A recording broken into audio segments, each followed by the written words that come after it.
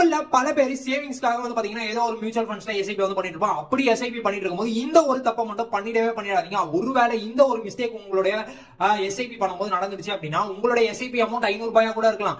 ஆனா உங்களுக்கு பேங்க் சைட்ல இருந்து ஃபைன் வந்து பாத்தீங்கன்னா 700 ரூபாய் 750 ரூபாய் கூட வந்து போடுவாங்க.